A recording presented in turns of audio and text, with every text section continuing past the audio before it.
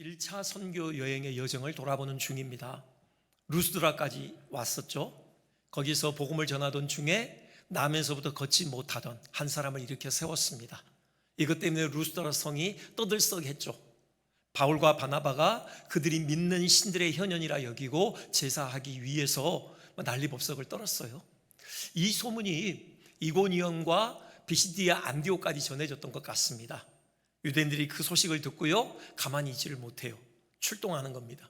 루스드라까지 상당히 긴 거리거든요. 비시디아 안디옥에서 루스드라까지는 200km가 넘는 거리인데 그 거리를 마다 않고 쫓아왔어요. 루스드라 사람들을 선동했고요, 마침내 바울을 돌로 쳐 죽이려고 하죠. 왜 바나바는 빠졌는지 모르겠어요. 아무튼 바울만 린치의 대상이 됐습니다.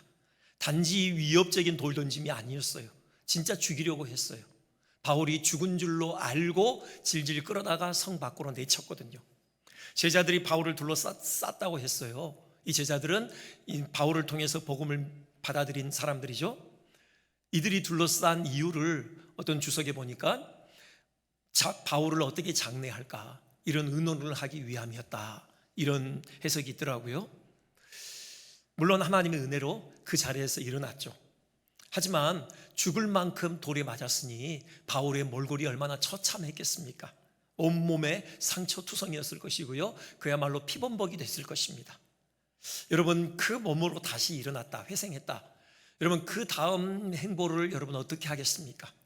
보통 사람 같으면 당연히 누구에게도 방해받지 않는 그런 한적한 곳에 가서 충분히 요양의 시간을 가질 거예요. 그렇죠. 몸도 만신창이가 되어졌지만 그 마음에도 큰 생채기가 나지 않았겠습니까? 트라우마가 자리했겠죠. 제가 아는 선교사님들 중에 여러분이 곤충 강도를 당했습니다. 남아공이 상당히 위험한 곳이거든요. 최근에도 한 선교사님이 이틀 동안 납치됐다가 겨우 풀려났다는 그런 소식을 들었는데요, 곤충의 위협을 당하고 맞아요. 그리고 있는 돈 다 뺏깁니다. 그리고 차도 뺏기고요. 그런 수모를 겪고 나면은 마음에 큰 트라우마가 자리한대요. 그래서 반드시 심리치료를 받아야 해요. 우리 교단에서도 선교회 GMS가 있잖아요. 그런 어려움을 겪은 선교사님들을 위해서 상담을 해주는 서비스가 있습니다. 반드시 심리치료를 통해서 충분한 회복의 시간을 가져야 하는 것이 지극히 당연하죠. 그런데 바울의 행보는 아주 특이해요. 할 말을 잃게 만듭니다. 일어났어요. 그 피범벅이 된 상태로 다시 루스드라 성으로 들어가죠. 그날 밤을 거기서 보내요. 그리고는 20절, 21절 이렇게 돼 있죠. 이튿날 바나바와 함께 더베로 가서 복음을 그 성에서 전하여. 가히 할 말을 잃게 만들지 않습니까? 그 다음날, 바로 하루가 지나서요, 그 다음날 그 몸으로 다른 전도지를 향하여 발걸음을 옮겨요. 더베로 가서요, 늘 하던 대로 복음을 전했습니다. 초인적인 행보를 내딛었던 것 아닙니까? 뭐 바울이니까 하고 그냥 넘어갈 일은 아닌 것 같습니다. 도대체 무엇이 바울로 하여금 이렇듯 복음을 위하여 초인적인 행보를 내딛게 했는지 그 동인을 한번 생각해 볼 필요가 있을 것 같아요. 오늘 본문을 통해서 이 행보 저변에 자리한 그 동인이 무엇인지 한번 생각해 보고요, 우리 조금이나마 좀 바울을 닮기 위해서 예를 썼으면 좋겠습니다. 먼저요, 본문을 통해서 확인할 수 있는 사실은 바울은 자기가 복음을 위하여 당하는 고난, 이것을요 당연한 것으로 여겼다라는 사실입니다.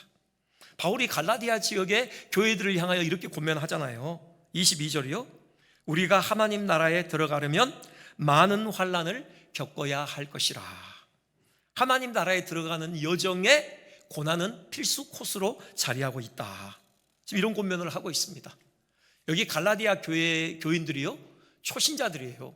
제자들이라고 불리기는 하지만 이제 바울을 통해서 복음을 이제 받아들인, 이제 믿음의 어떤 행보를 시작한 초신자들이에요. 여러분, 그들을 향하여서 전하는 메시지 치고는 상당히 묵직하죠. 우리가 듣고 싶어하는 메시지와는 상당히 결이 다르잖아요. 우리 어떤 메시지 듣고 싶어 하십니까? 예수 믿으면 복 받는다. 예수님 믿으면 병 고침 받고, 예수님 믿으면 사업이 잘 될 거야. 예수님 믿으면 만사 형통하게 돼. 여러분, 이런 메시지 아닙니까? 그런데 사도 바울은 오히려 예수님 믿으면 고난을 받는다. 지금 이렇게 설교를 하고 있습니다. 하나님 나라를 향한 여정 길목마다 고난이 필수 코스로 자리하고 있다. 이렇게 외쳤던 것이에요. 이것이 바울이 가지고 있는 확신이었습니다. 여러분, 이런 상상해 볼 수 있어요. 바울이 돌에 맞아 쓰러지는 그 순간 문득 그 앞에 떠오르는 장면이 있었겠죠. 먼저는 스데반의 죽음의 장면입니다. 스데반도 지금 자기처럼 돌에 맞아 죽었잖아요. 스데반이 돌에 맞아 죽게 된 것, 스데반이 무슨 아주 극악한 범죄를 저질렀기 때문이 아닙니다. 이유가 뭐였죠? 복음 때문이었어요. 예수님을 그리스도라 증언하기를 굽히지 않았기 때문이었습니다. 곧 스데반의 죽음이 분명하게 증언하는 것은 사명의 길에는 반드시 고난이 동반된다는 사실입니다. 바울은 자기에게 날아드는 돌들을 온몸으로 고통스럽게 받아내는 동안 스데반의 죽음의 장면을 떠올리면서 이렇듯 사명의 길에는 반드시 고난이 따른다, 이 사실을 다시금 마음에 되새기게 되었을 것이라는 것입니다. 그렇기에 바울은 자기가 당하는 고난을 당연하게 받아들일 수 있었던 것이죠. 그것 때문에 시험에 들지 않았던 것입니다. 그리고 하나님께서 그를 돌무더기에서 다시 일으켜 세워주셨을 때에 훌훌 털고 다시 사명을 향하여 내달릴 수 있었던 것이죠. 여러분, 이것입니다. 그리스도인에게 고난은 당연한 것이다. 여러분, 이 확신이 바울로 하여금 흔들림 없이 사명의 길을 다시 걷게 만들었던 것이죠. 우리도 고난이 닥쳐올 때 그것 때문에 시험에 들 필요가 없습니다. 그것 때문에 흔들릴 필요가 없어요. 왜요? 고난은 그리스도인에게 당연한 것이기 때문에요. 고난은 하나님 나라 여정에서 반드시 거쳐야 하는 필수 코스이기 때문입니다. 여러분, 고난 가운데 계십니까? 여러분, 낙심하지 마십시오. 실망하지 마십시오. 고난은 당연한 것이라 생각하십시오. 그러면 왜 우리는 하나님 나라에 들어가기 위하여 고난을 당해야 하는 것입니까? 왜 하나님 나라를 향한 여정에 고난이 필수 코스로 자리하고 있는 것입니까?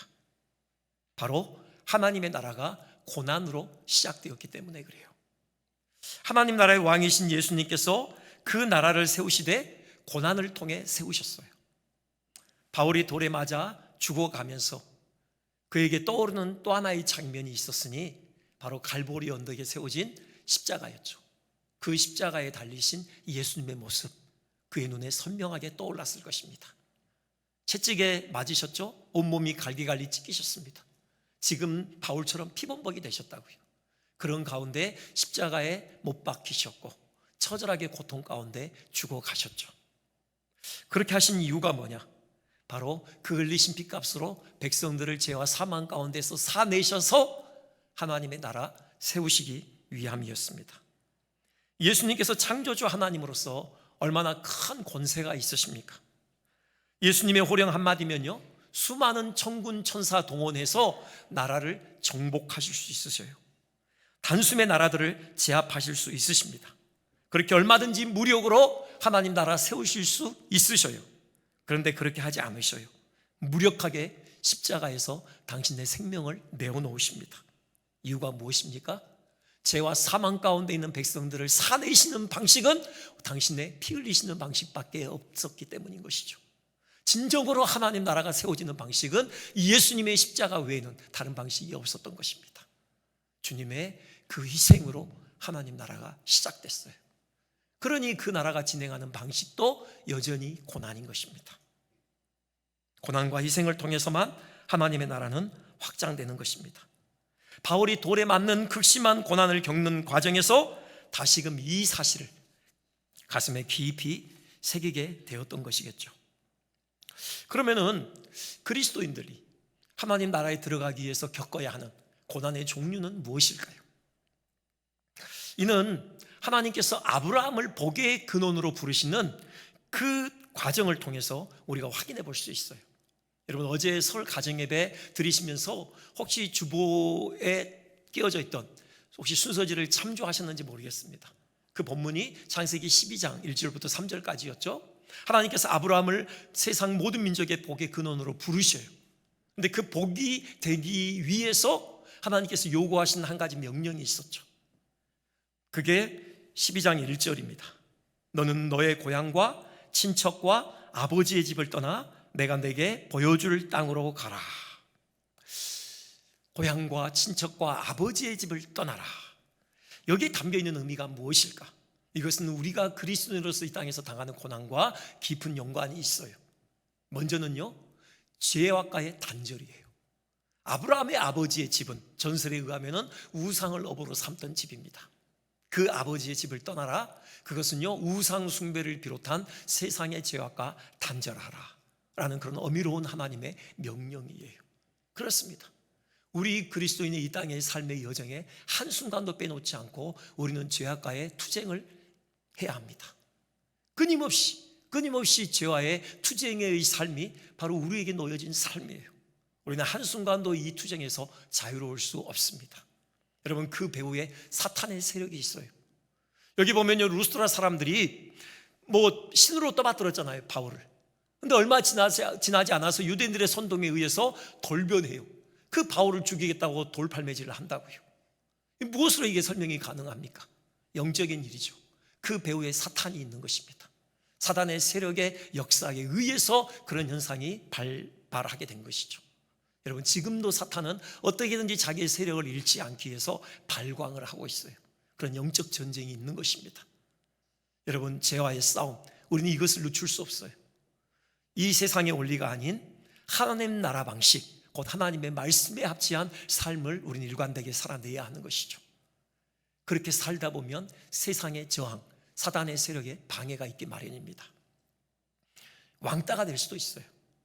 왕은 따로 논다, 그런 준말이라고 하는데요, 진짜로 우리는 왕 같은 제사장으로서 세상에서 따돌림을 당할 수도 있는 것입니다. 여러분, 경제적인 손실을 감수해야 될 수도 있어요.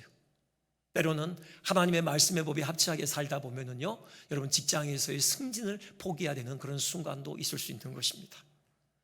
이 땅에서 그리스도인이 감당해야 될 고난, 그것은 바로 죄와의 싸움의 고난인 것입니다. 그리고 또 아브라함에게 있어서 아버지의 집을 떠나라, 그것은요, 홀로 서라는 하나님의 명령이죠. 아브라함으로 하여금 하나님께서 홀로 서기를 시키신 것입니다. 인간적으로 의지할 모든 대상을 다 내려놓게 하시는 것이죠. 홀로 서기 그 자체가 목적이 아니라요, 그걸 통해서 오직 하나님만 바라보는 훈련을 시키신 것입니다. 하나님만을 훈련하도록 훈련하신 것이에요. 이것이 우리가 이 땅에서 그리스도인으로서 받아야 될 또 하나의 고난의 종류입니다. 하나님께서 때로 우리 삶에서 모든 의지할 만한 것들을 다 끊어 놓으셔요. 건강이 되었든 돈이 되었든 인맥이 되었든 그 무엇이든 하나님 외에 의지할 만한 것들, 그런 것들을 다 끊으십니다. 홀로 서기를 시키시는 거죠. 오직 하나님만 바라보게끔 만드시는 것입니다. 왜 그러한가? 그게 하나님 나라에 들어가는 자격이에요. 하나님 나라에 들어갈 합당한 하나님의 백성은요, 오직 하나님만을 의지해야 돼요. 오직 하나님만을 바라봐야 하는 것입니다. 그렇기 때문에 그 나라에 들어가는 합당한 하나님의 백성으로 우리를 훈련하시기 위해서 하나님께서 우리를 광야로 밀어넣으시는 것입니다. 인간적인 모든 의지할 것들을 다 끊으셔요. 오직 하나님만 바라보도록 하나님께서 우리를 이끌어 가시는 것입니다. 이것이 이 땅에서 그리스도인으로서 우리가 하나님 나라에 들어가기 위해서 받아야 될 고난의 한 종류인 것이죠. 갈대아 우르를 떠나서 가나안 땅으로 들어가는 또 한 가지 의미가 있죠. 그것은요, 세상을 섬기라는 것입니다.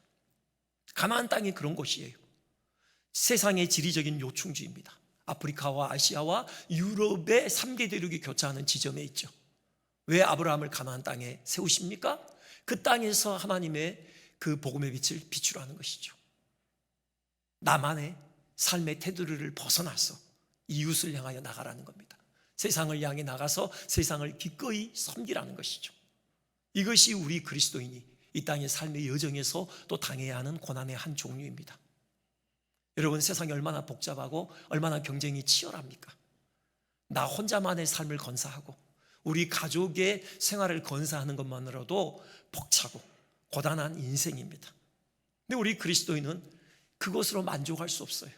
그것으로 우리는 할 일을 다 했다라고 자부할 수 없습니다. 우리는 그럴 수 없는 존재예요. 우리는 나라는 것을 넘어서서 우리는 이웃을 돌아봐야만 해요. 우리는 세상을 섬겨야만 하는 것입니다. 여러분, 이 삶을 사는 동안 어찌 고난이 없을 수 있겠습니까? 고단함이 이루 말할 수 없는 것이죠. 잠을 줄여야 될 수도 있고요, 여러분, 재물을 내어놓아야 할 수도 있습니다. 특별히 영적인 부담을 짊어져야 해요. 바울이 이런 고백을 하거든요. 고린도후서 11장 28절부터요. 이 외의 일은 고사하고 그러는데요, 이게 무슨 말이냐면은 지금 그 앞서 바울이 했던 얘기가 그가 복음을 위하여서 당한 육체적인 고난, 외부로부터 가해져 왔던 그 물리적인 박해, 그 어려움, 그게 뭔지를 쭉 나열해요. 그래 놓고 하는 말이 이겁니다. 이 외의 일은 고사하고. 무슨 말이죠? 이것들은 아무것도 아니라는 겁니다. 앞으로 지금 내가 얘기할 이 고통에 비하면은 지금까지 당한 그 육체적인 고통은 아무것도 아니다, 그런 얘기예요. 그게 뭡니까? 날마다 내 속에 눌리는 일이 있으니, 날마다 바울의 마음을 짓누르는 것이 있었다라는 거죠. 영적인 고통이 있었다라는 겁니다. 영적인 부담이 있었다라는 거예요. 그게 뭡니까? 모든 교회를 위하여 염려하는 것이래요. 누가 약하면 내가 약하지 않더냐, 누가 믿음의 길에서 벗어나서 실족하면은 내 속에서 그 영혼 때문에 불이 일어나지 않더냐. 여러분, 이 교회를 향한 염려, 이 영적인 부담, 이것이 늘 바울의 심령을 짓눌렀다. 이것이 자기가 외부로부터 당한 그 모든 물리적인 고통보다도 훨씬 더 큰 고통이었다. 바울은 그렇게 고백하고 있는 것입니다. 이것이 우리 그리스도인의 삶이에요. 우리는 우리 자신, 우리 가족, 우리는 여기서 만족할 수 없습니다. 끊임없이 이웃을 향해야 돼요. 끊임없이 이웃을 돌아봐야 합니다. 끊임없이 세상을 품에 안고 주 앞에 무릎을 꿇어야 돼요. 영적인 부담이 있는 것입니다. 이게 바로 우리 그리스도인이 감당해야 될 고난인 것이죠. 여러분, 혹시 고난에 둘러싸여 계십니까? 다시 말씀드리지만 그것 때문에 실망하지 마십시오. 여러분, 그것 때문에 낙심하시거나 그것 때문에 시험에 들지 마십시오. 고난은 그리스도인에게 지극히 당연한 것입니다. 하나님 나라에 들어가는 여정 가운데 필수 코스예요. 여러분, 기쁨으로 고난을 감당하시는 여러분 되시기를 주님의 이름으로 축원드립니다. 역시 아멘이 작죠. 네, 이제 그 다음이 중요합니다. 그래서 이제 바울로 하여금 극심한 고난 중에서도 복음 사역을 지속하도록 이끌었던 주된 동인이 있죠. 그건 역시 그리스도의 사랑이었습니다. 앞서 바울이 돌에 맞아 죽어가는 동안 십자가에 달리신 예수님의 모습이 떠올랐을 것이라고 말씀드렸어요. 주님의 십자가를 떠올린다, 그건 곧 주님의 지극한 사랑을 떠올린다라는 의미인 것이죠. 채찍에 맞으시고 머리에 가시관을 쓰시고 십자가에 못 박혀 죽어가시는 예수님께서 느끼셨을 고통, 그것은요, 지금 바울이 돌에 맞아 죽어가는 고통과는 비교할 수 없이 큰 고통이었어요. 단지 육체적인 고통만을 얘기하는 게 아닙니다. 예수님께서 십자가에서 감당하셨어야 할 진짜 고통은요, 영적인 고통이었어요. 나무에 달려 죽으시는 거잖아요. 나무에 달려 죽으신다, 하나님께 저주를 받는 죽음이에요. 하나님의 진노의 잔이 예수님의 영혼에 부어지는 것입니다. 하나님의 심판의 손이 예수님의 영혼을 짓누르는 것이에요. 나의 하나님, 나의 하나님, 어찌하여 나를 버리시나이까? 라고 절규하실 수밖에 없을 정도로 하나님의 진노의 손이 예수님의 영혼을 고통스럽게 짓눌렀던 것이죠. 그 저주가 누구의 것이었습니까? 바로 바울 자신의 것이었어요. 자기 죄에 대한 저주를 예수님이 대신 감당하셨던 거죠. 스데반의 죽음의 장면이 떠올랐다고 해죠. 스데반의 죽음이 분명하게 항변하는 게 뭐예요? 바울, 그는 흉악한 죄인이라는 것입니다. 왜 스데반이 죽었습니까? 누가 스데반을 향하여 돌을 내리쳤습니까? 그 장본인이 사도 바울 자신이에요. 스데반의 죽음은 더없이 분명하게 사도 바울, 그가 흉악한 죄인이라는 사실을 항변하는 것이에요. 바울이 죽은 줄 알고 루스드라 사람들이 그를 질질 끌고 성박에 내쳤다고 했죠. 물론 그 순간 바울은 의식이 없었겠지만, 여러분, 그 모습은 또한 과거의 바울의 치명적인 과오를 그대로 연상케 하는 대목이에요. 바울이 그랬잖아요. 예수 믿는 사람들 발각되기만 하면요, 그 목을 부여잡고 짐승처럼 질질 끌고 감옥에 내던졌습니다. 바울 돌에 맞아 죽어가면서 자기 같은 흉악한 죄인을 위해서 그 죄의 저주를 예수님께서 십자가에서 대신 감당해 주신 그 사실을 다시금 분명하게 깨달은 거죠. 예수님께서 온 몸과 영혼으로 그 저주를 대신 받아내신 그 사실이 다시금 바울의 심장을 사로잡았던 것입니다.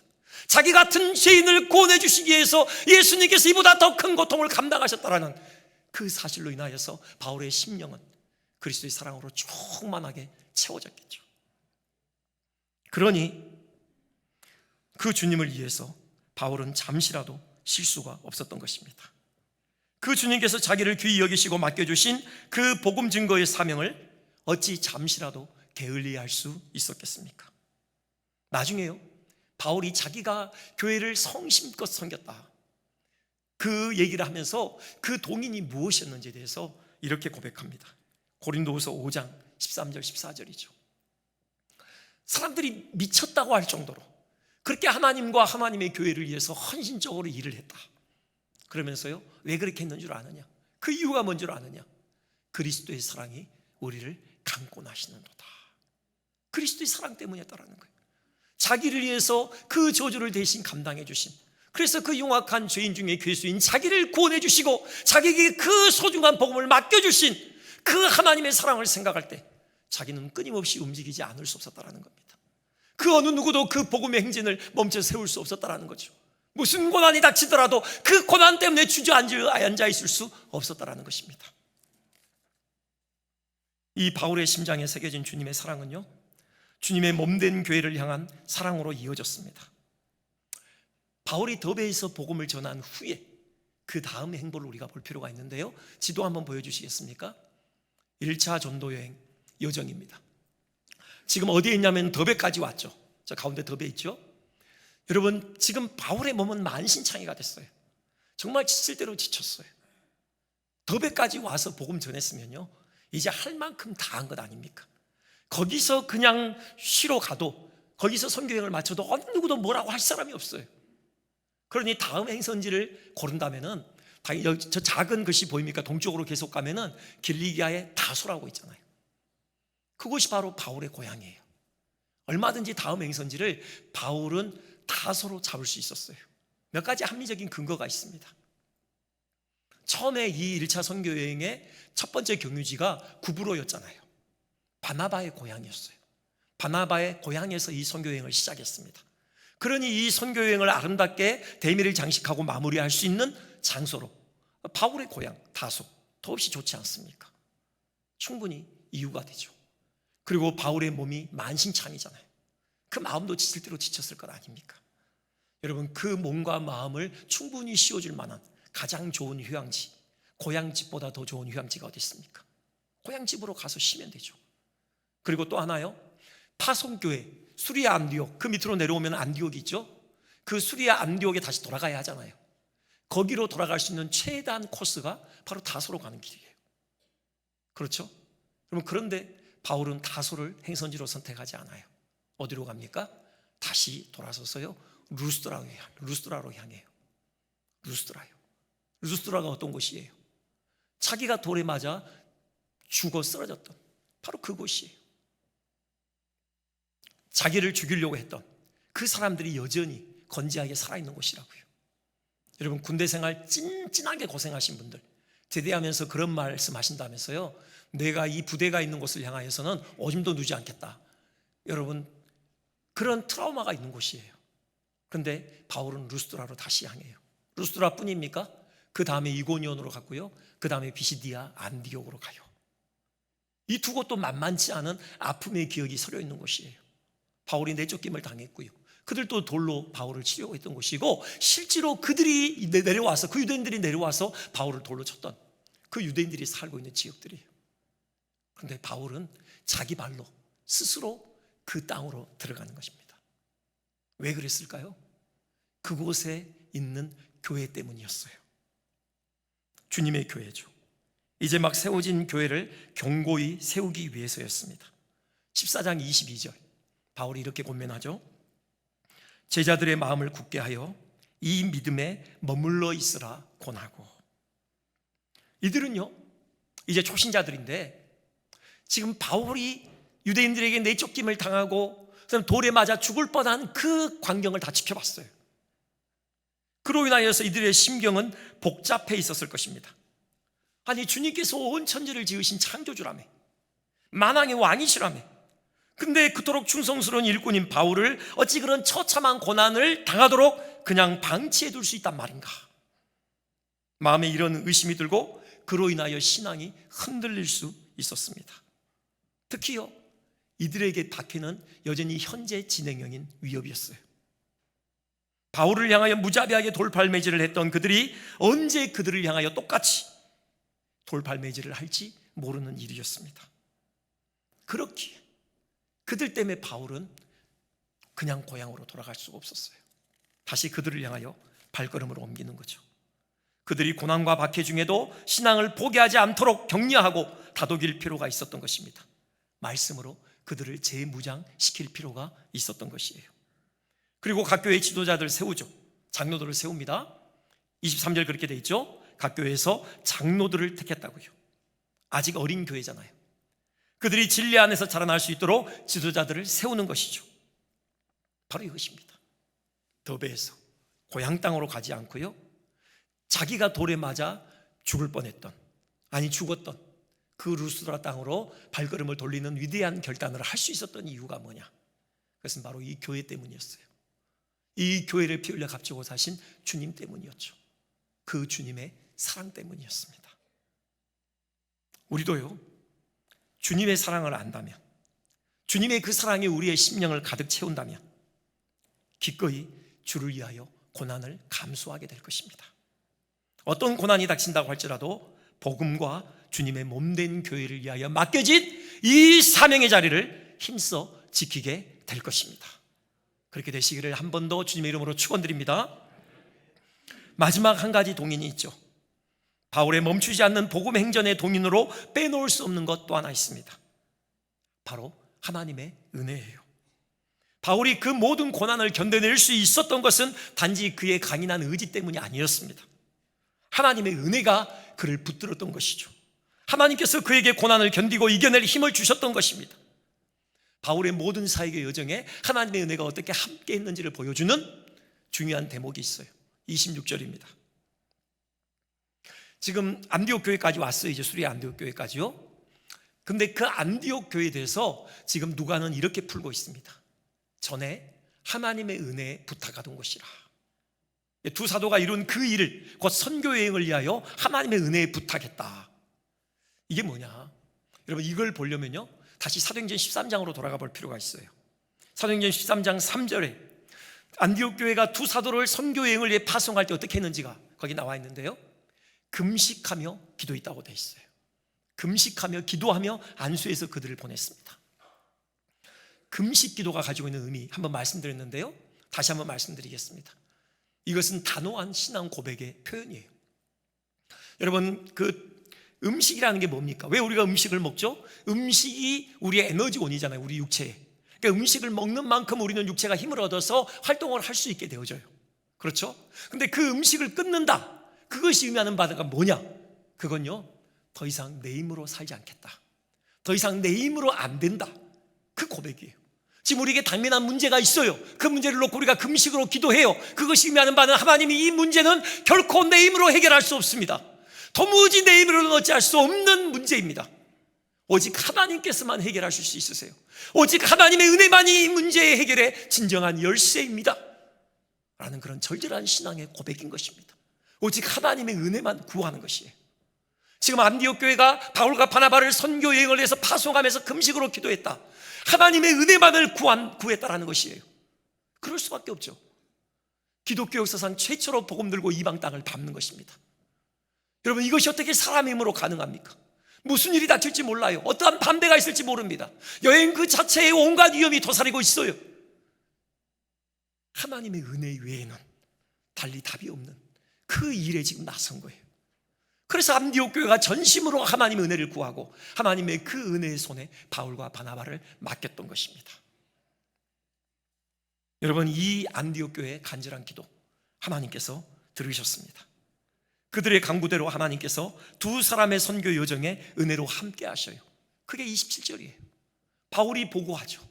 바울과 바나바가요, 그 선교 여행을 보고 가는데 이렇게 보고해요. 하나님이 함께 행하신 모든 일, 그 모든 선교의 여정의 발걸음마다 하나님께서 은혜로 함께 하셨다, 그렇게 고백을 합니다.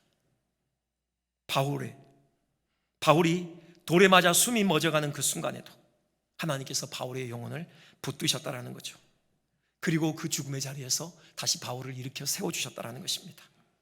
돌무더기에서 그를 다시 일으켜 세워주셨고요, 그 다음 전도지를 향하여 바울의 발걸음을 옮길 수 있도록 용기와 담대함을 주신 이도 하나님이시다, 바울은 그렇게 고백하고 있는 것입니다.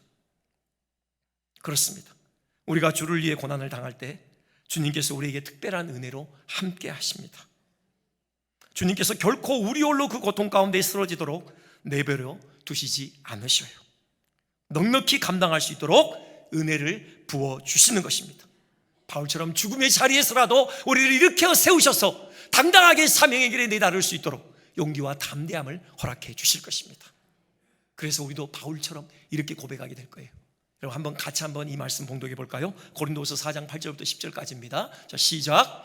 우리가 사방으로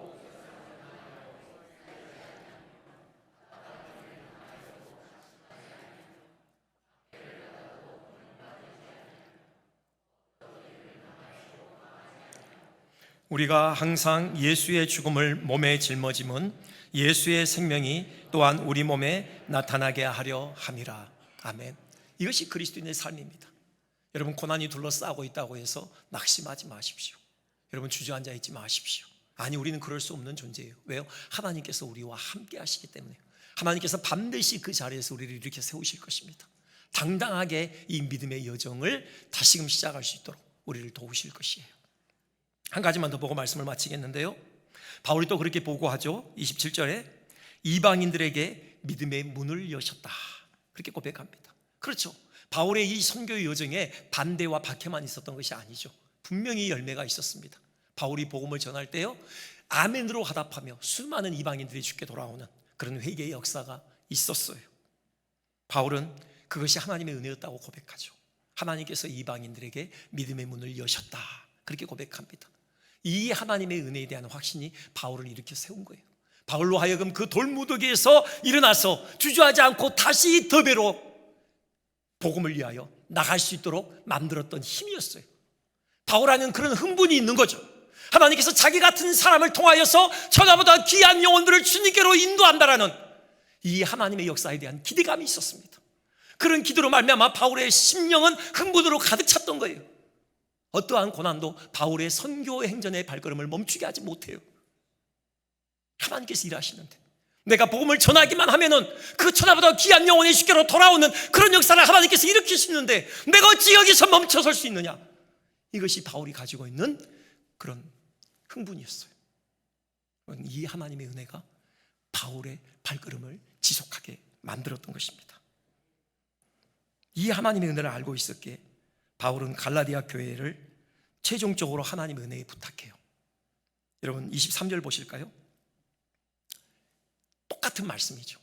지금 갈라디아의 여러 교회들, 그 교회들에게 장로들을 세우고요, 금식 기도해요. 그리고 그들을 주님께 위탁합니다. 안디옥 교회가 그렇게 했죠.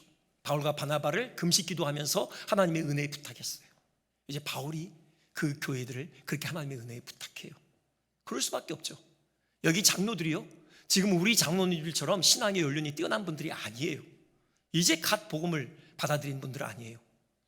아직 초신자들이라고요. 장로라고 하지만 여러분 그 교회를 핍박이 둘러싸고 있잖아요. 그 장로들에게만 어떻게 교회를 맡깁니까? 불가능하죠. 그런데 여러분 교회가 세워져요. 왜요? 주님께서 그 교회의 주인 되시기 때문에, 주님께서 그 교회를 세워가시기 때문에. 바울은 이 확신을 가지고 주님의 손에 교회를 맡겨드린 것입니다. 여러분 그렇습니다. 교회는 주님께서 세워가십니다. 하나님의 은혜가 교회를 세웁니다. 교회만입니까? 우리 개인의 삶도 하나님의 은혜가 세워요. 우리 가정도 하나님의 은혜가 세웁니다. 하나님의 은혜가 아니고서는 여러분 도무지 감당할 수 없는 그런 신앙의 여정이에요. 하나님의 은혜 붙드시기 바랍니다. 하나님의 은혜가 우리와 함께 할 것이고 반드시 우리로 하여금 승리하도록 만드실 것입니다. 그런 은혜가 우리 모두에게 주어지기를 주님의 이름으로 축원드립니다.